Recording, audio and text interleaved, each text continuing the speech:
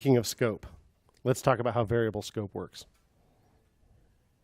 Let's go back to just the one function. All right. Suppose I've got a variable here called student count equals, what do we have in this one? About 22, something like that.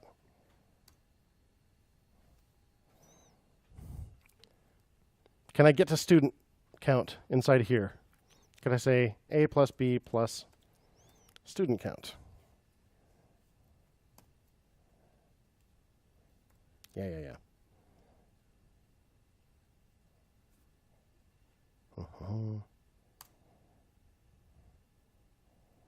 Come on, run. Oh, I'm not actually calling this, am I? Haha. Console log.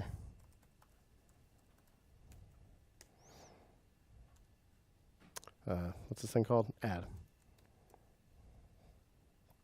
7 and 2. 31. Okay.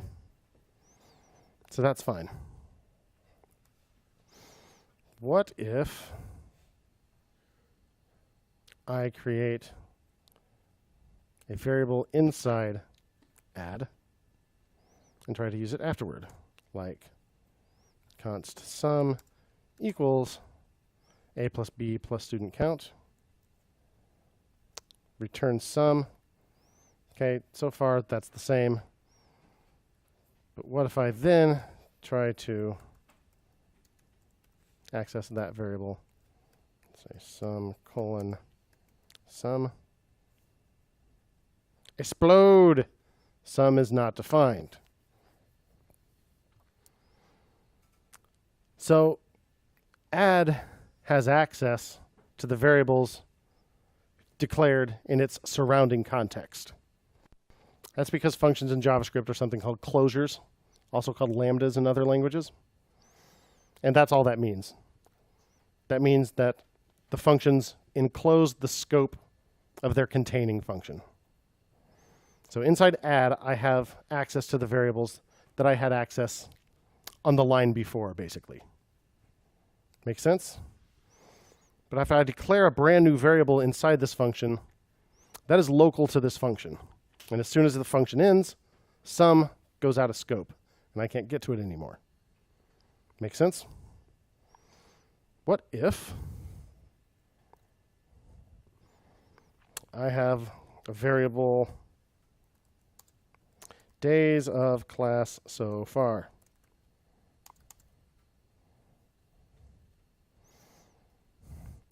Let's make let instead of const, because we're going to reassign it. And let's say days of class so far equals 3.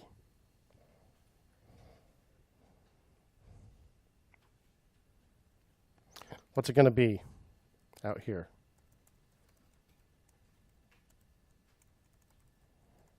Who wants to make a bet? Pretty much got a 50-50 chance.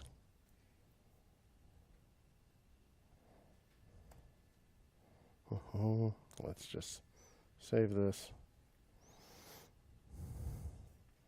And let's make sure it really did it. Come on, do that thing. It's 2.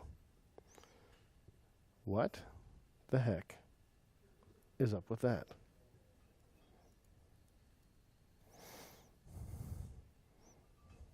What happened? Did I type that right? Days of class so far. Days of class so far. Days of class so far.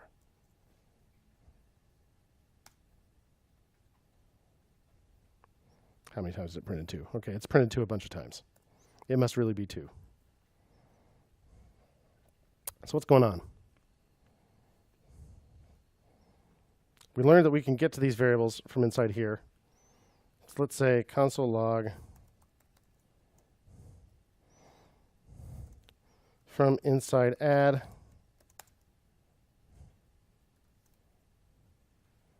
days of class so far.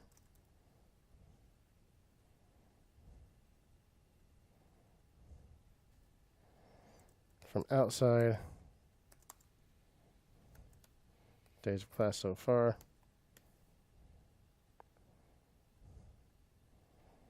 Okay. Actually, I'm not calling this thing. When were you going to tell me? Add 6, 7.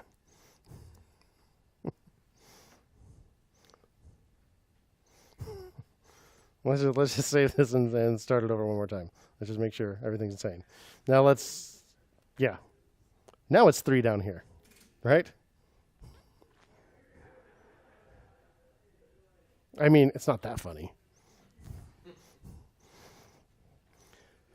So since basically this is updating the exact same variable, and we do have access to it from outside, because we didn't declare it inside here. If we had said let again, it would have created a new local variable called days of class so far, local to that function. But since we didn't, it's using the variable that was already declared.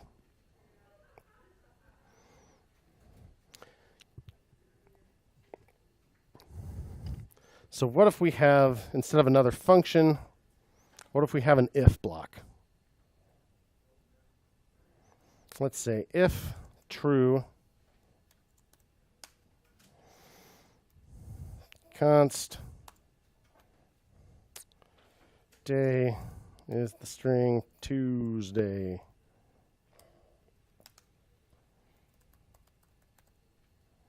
What do you think? Do we have day? Day is not defined.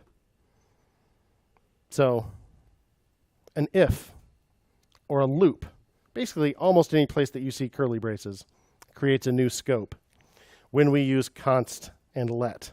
So this is an ES6 change. That's the way scope works in most languages that you're probably used to. Lexical scoping.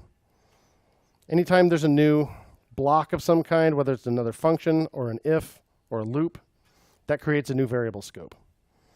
In the old days, when we used var, that was not the case.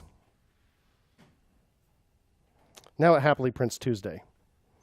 So what var did was create a variable in the scope of the closest function. So only functions created new scopes, not ifs and fors and other blocks. So we just don't use var anymore because that's confusing. So just use const and let.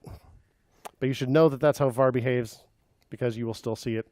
There's an awful lot of legacy JavaScript out there. Okay, now we know a little more about functions and variable scope.